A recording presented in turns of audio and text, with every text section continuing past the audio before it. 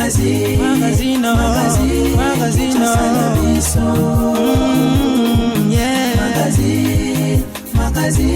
Kinshasa na biso. Réalité ya banaki. Réalité ya banaki. Réalité ya banakino. Sommet ya évaluation ya corps cadre ya Addis Abeba et Salemi Mokolo awa na ville province ya Kinshasa bisika wapi ba président ya Afrique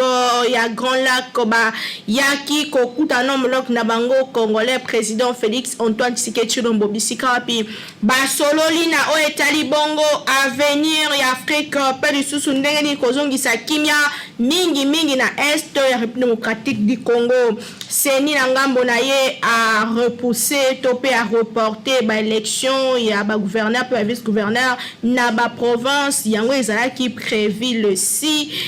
avril prochain et longwe le 6 et komi bongo le 6 mai prochain. Ba détail tout de suite indiqué na biso lelo on a zene sengo mingi ya ko présenter les bino. Beauté, merci la fidélité et confiance. Bopé ça la KNB News, première chaîne d'actualité en continu Kasengala. Bipai wapi bozo ka information sur vérifiable pe information na ba source o elongo bani tikato fungona édition lelo na sommet ya ba chef d'état ba eko évaluer accord cadre ya Addis Abeba bazala ki lelo na ville province ya Kinshasa bambama ki na cité Union africaine na présence ya président congolais Félix Antoine Tshisekedi Tshilombo pe ba autorité ya mboka na biso ya ndenge na ndenge elekala ki ndenge nini image fait comment 6e sommet ya ba chef d'état pe ba gouvernement sur accord cadre ya Addis Abeba et fongwami lelo na cité Union africaine na Kinshasa na République démocratique du Congo. Au total 6 chefs d'état ba komi na capitale congolaise pour na kozwa part na rencontre yango ezali bongo président ya Burundi ya Congo Brazzaville ya République centrafricaine ya Angola ya Uganda pe hôte ya masolo yango président Félix Tshisekedi Tshilombo. Président rwandais Paul Kagame azali représenté na premier ministre naye ya gouvernement rwandais. Quelques personnalités congolaises bazui pe par na sommet ya ba chef d'état yango sur mécanisme régional de suivi de l'accord cadre d'Addis Abeba. Ezali notamment ministre des Affaires étrangères et intérieures, président ya cour constitutionnelle, président de l'Assemblée nationale, premier ministre congolais Jean-Michel Zamankonde, pe officier ya ba armée ya la police congolaise bango nyoso bazwami wana nyoso pona kolobela makambo etali bongo kimia na kati ya République démocratique du Congo na est pe na ba région des Grands Lacs. Sommet yango ekozwa mikolo mibale wapi ba président africain bazo kanisa na o etali sécurité pe kimia moko ekowumela makasi na kati ya ba pays des Grands Lacs mingi na est démocratique du Congo. Alors que tu zappes pendant état de siège Kinshasa et l'équipe partout toujours na cadre ya sommet yango oni asepeli na ba effort ya gouvernement pour na ko rétablir kimia na est démocratique du Congo wana ezalaki maloba ya secrétaire général adjoint ya Nations Unies Jean-Pierre Lacroix oyo akutanaki na chef ya gouvernement Jean-Michel Samalukonde lobi eleki simana ye kokende na Goma na Bunia na Ituri alobaki que gouvernement azali kosala ba effort makasi mpona kozongisa kimia surtout na dossier oyo ya état de siège bolanda. Secrétaire général de l'avion Yaoni en charge de l'opération de maintien de la paix, Jean-Pierre Lacroix a pesaki longonia na befort ya gouvernement congolais et engagement na bango ya président Félix Tshisekedi pour na rétablir kimia na partie est RDC. Mat onisienne oyo ayeb lobaki yango lors ya entretien na ye na premier ministre Jean-Michel Samalukonde mercredi 23 février 2022 na prélude d'évaluation ya situation sécuritaire na est RDC. Pe sommet yango oyo kozala mokola lelo oyo ezali consacré na mécanisme ya suivi accord cadre d'Addis Abeba yango efongami jeudi 24 février lelo na Kinshasa. Atalisaki que lors ya visite na ye na Bunia na Djougou na Ituri pe na Goma asepelaki makasi komona ndenge gouvernement congolais ezali déterminé ya kosilisa butumba na kati ya est démocratique du Congo. Ye a visitaki basite ya ba déplacé wa bisika asalaki point na autorité locale ba civil militaire akutanaki atalaki situation nyonso pe alandi lolenge kani amoni ko talaka akoki elongo na ba troupe na ko intensifier ba effort pour poursuivre vice chef de l'État ezali bongo longola insécurité na est démocratique du Congo. Pe lisusu d'une manière générale na la région des Grands Lacs. Opération indispensable yango oyo ezali kosalema toujours entre ONU na RDC et ezali kosala que RDCP est avancé na makambo etali kimia na est démocratique du Congo na boye akutanaki na premier ministre Jean-Michel Sama Lukonde pe personnellement encourageaki comment la ndenge vision à chef de l'État ezali kobota bambuma na sima état de siège ezali ko continuer ko traquer ba rebelle pe elongo na ba troupe nyonso bazali sur place. Alakaki que ONU ekosala nyonso pona ko soutenir pe ko accompagner vision wana. Nanga monaye Jean-Michel Sama Lukonde a indiqué que présence ya secrétaire général adjoint ya ONU ezali ko marquer non seulement engagement vis-à-vis de la relation entre RDCP et Nations Unies à travers MONUSCO, mais sous visite na ye ezali ko tomber à point pona o etali bongo sommet o ezali déjà ko salema sur mécanisme et suivi accord cadre d'Addis Abeba. Le mot est clairement évaluation pona kotala to uti wapi to komi wapi ememeli biso pe nini nyonso wana koluka ndenge nini ko encourager pe ko accompagner vision chef de l'État ya kozongisaka kimia na partie est démocratique du Congo. Okutani yango e salemaki kitoko pe masolo ebetamaki lonso wana en vue ya kokota pe na milulu o efongo moko na lelo évaluation ya accord cadre d'Addis Abeba oyo bisika pi a chef de l'État ya région des Grands Lacs bakutani ONU pe bandeko ya communauté internationale nyonso pona kotala uta 2013 kino moko na lelo nini salemi na noté pour que Est démocratique du Congo ekota kimia pe ba pays des Grands Lacs eza na stabilité. En tout cas tokoli ki akebokutani oyo ekoporter ba fruit Kinshasa et l'équipe partout. Crise na Ukraine, réunion moko ya makasi et salemi moko na lelo gouvernement congolais alaki ko sécuriser ba congolais nyonso oyo bazali na Ukraine surtout ba étudiants topé bandeko na biso o bavandaka na Ukraine gouvernement alobi a ko sécuriser bango ezali moko ya basango epesamaki na ministre ya communication pe média Patrick Muyakatembo. En rapport n'attention aux Isaliko Sekoué, Ukraine, Russie, l'autorité congolaise va convoquer moko na lelo réunion moko spéciale de crise na ministère des Affaires étrangères au sujet ya situation ya sécurité ya ba congolais oyo ba vivaka na Ukraine. Ministre ya communication pe média porte-parole ya gouvernement Patrick Muyakatembo alobaki yango moko na lelo ba contact moko ezaki établi na communauté congolaise notamment o ba vivaka na kati ya Ukraine. Il faut qu'on précise que nombre moko très important ya ba étudiants congolais o ba sala ka ba études na bango na université ya Ukraine gouvernement a tenu son place pour que ba sécuriser bango. Kobo sanate que mokola na Tongo Vladimir Poutine, président de Russie, a annoncé opération militaire en Ukraine pour défendre le séparatisme de l'Est du pays. Armée russe a lobby qui a détruire le système de défense anti-aérienne nyonso peut commettre hors service la base aérienne en Ukraine. Pendant ces temps, la force terrestre russe a pénétré sur territoire Ukraine depuis Russie. Ndenge lelo information comme le mokili pe yango ezali ko bangisa makasi kasi gouvernement congolais a l'alité a tiemiso na ba congolais nyonso o bazali na Ukraine a partenaire de l'Ukraine nyonso notamment ba pays membres ya OTAN multiple ba multiplier ba déclaration pour na côté les mela arrangement o ya réplique militaire o Russie et sali moko na lelo kutu réunion à conseil de sécurité moko esalamaki lobby eleki wapi bisika oni esengaki na reçu à retirer ba troupe na ye pona kimia na kati ya humanité ezali moko ba situation ezokutungisa mokili kasi RDC na ngamu na ye lokola papa a kove sur ba congolais nyonso bazwami na Ukraine biso tozali kokabola kaka pasi oyo tokondima ke décision ya gouvernement ekotika na bongo pona kobatela bandeko nyonso ba congolais bazwami na Ukraine pasi wana ezali kokabola mana mokili mobimba Kinshasa et l'équipe partout. Seigneur a reporté élection à gouverneur et vice-gouverneur pour Nani Penza Motuya Topé et Yano Nelema.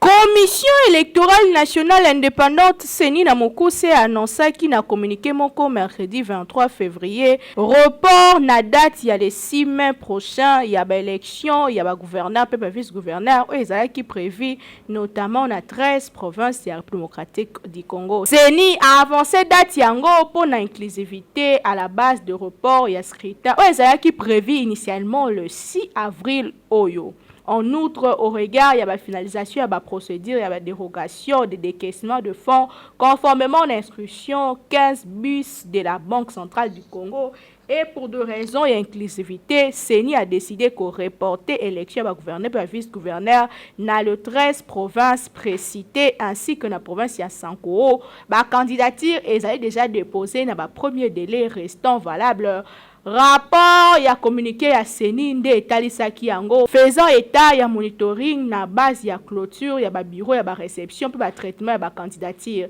Centrale électorale a noté que au total 183 formulaires ya ba candidature ezalaki retirés dont 10 pour na ba parti politique, 14 pour na ba regroupement politique et 159 pour na ba candidat indépendant. 129 notes de perception qui retirées auprès de DGRK, dont 79 paiements et caution effectués, 67 dossiers de candidature qui déposés, dont 11 femmes et 56 hommes. La province Yalomami est enregistré aucun dépôt de candidature jusque-là. Oye, calendrier ndenge reménagé, bango bazali ko poursuivre na dépôt de candidature. Oyo. Et Sengeli ezala déposé okene mapunami ya ba gouverneur pe ba vice gouverneur kastobo zanake ke mbutu ezomaki déjà na kati ya ba regroupement notamment na kati ya union sacrée wa bisika ba déclarer que ezali na ba parti politique o eluki kozwa ba place koleka baninga kasi dossier yango tozoliki ke awa élection epusani nyonso ekozoma solution Kinshasa et l'équipe partout. Spaghetti roni pe macaroni roni ezoteka ma partout tant na quoi venir na yo kokuta yango kasi ko bosa na te vérifier bien logo ya Beltesco ezanga te po yango nde eza qualité ya solo to pe ezali ko pesa ba vitamine na nzoto na moto. Bayeli susu bango banani société Beltesco toujours ndenge amesana ko sunga population congolaise sikoyo ayeli bino eloko ya motuya tunanga yinini ezali bongo spaghetti roni oyo bozali komona ndenge bazali ko présenter biso yango awa ezali produit moko kitoko makasi okoki kolia yango na biloko nyonso oyo olingi Thomson soso viande ya lolenge nyonso tope madesu oyo na Kinshasa tobengaka madeblo oza mobimba bana mikolo tout le monde a kozala d'accord na spaghetti oyo roni esengeli koyeba ke pâte alimentaire oyo esalemi na semoule de blé ezali na elengi pe guna ndenge ya kosakana te kasi babosani bino te baye nyonso oyo pe baza batu ya ba nostalgie balela ba macaroni Beltesco acheli bino pe lisusu macaroni roni yango pe lisusu ndenge moko gu ya ndenge ya kosakana te elamba makaka ndenge moko mwama ya muke ya moto etoki oche yango na kati quelques minutes après ebeli bana ya classe ba papa na tongo va bakende musala yo pe mama soko ngo kende marché okoki ko beta yango repas moko ya 5 minutes esangisi libota mobimba pe bozali kale na journée bokoya kolia kaka na pokwa vérifiez toujours logo ya Beltesco tango ozali kosomba po ba mwifi na Kinshasa bazali ebele po yango nde ezali ba produit ya qualité supérieure oyo Beltesco a chelibino na marché to offrir bino produit kitoko o babengi spaghetti roni ezali pâte alimentaire à la semoule de blé. Pâte alimentaire à la semoule de blé oyo ezali kaka spaghetti roni oyo esengeli ko lesama na mabota na biso maman responsable papa responsable ba étudiant ba coopérant spaghetti ezali kaka moko ezali spaghetti roni oyo ezali la qualité supérieure oyo spaghetti oyo baleka ngo partout tozali na produit mususu babengi ya kitoko makasi babengi macaroni ya Beltesco en tout cas ngala benga ngo kima kinkaka ezala l'habitude ya consommation na bino mikolo nyonso ya kolia macaroni roni na spaghetti roni po ezali biloko oyo ezali kotonga nzoto ezali kopesa biso nzoto makasi po toyeba ko vivre longtemps na mokili ezali cadeau signé Beltesco mwana mama yebela pona kolia biloko ya qualité il faut toujours Beltesco po yende akanga Kinshasa République démocratique du Congo mobimba uta batango ebele oto ba kité tolobi Kinshasa et l'équipe partout.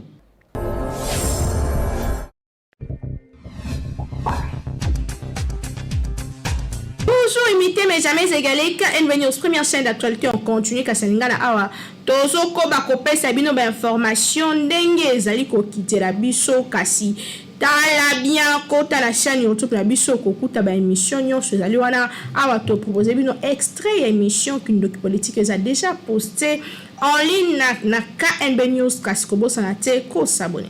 Accord cadre d'Addis Abeba ezwaki mukano ete ba pays membre 11 plus 3, c'est-à-dire ba pays à CIRGL 9 pays où ezana biso Nandelo ezingi Congo na Afrique du Sud na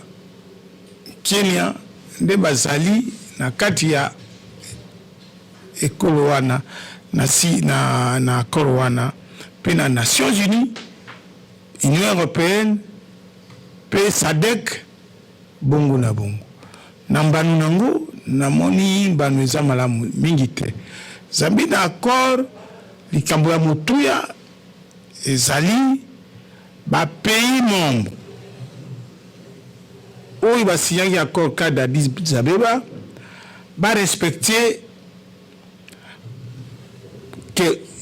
ekolo moko te endima kotinda bato babundisa moninga waye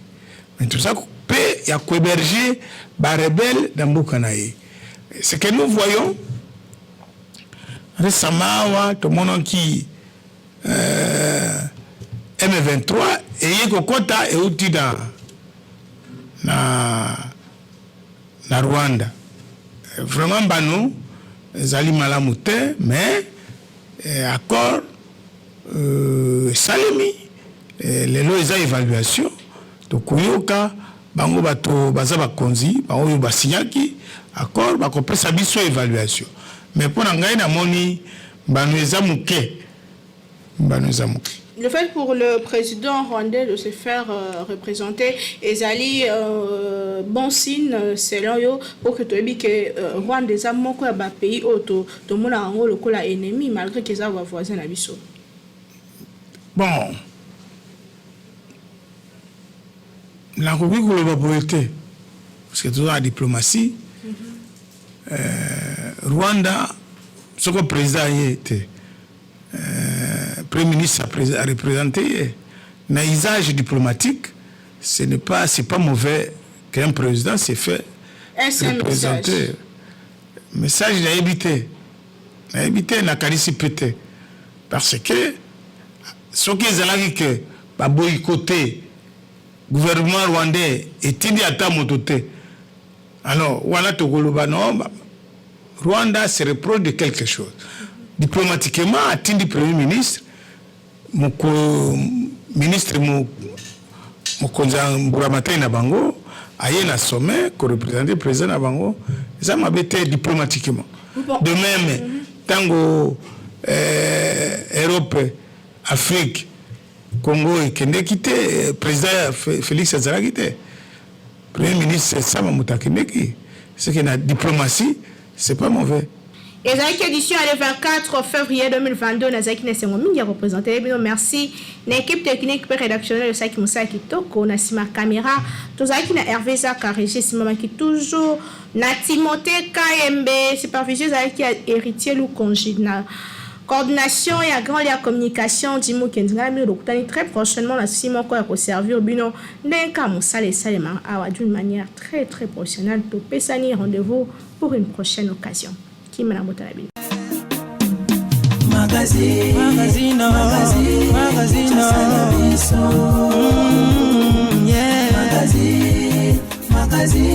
Kinshasa na biso réalité ya banaki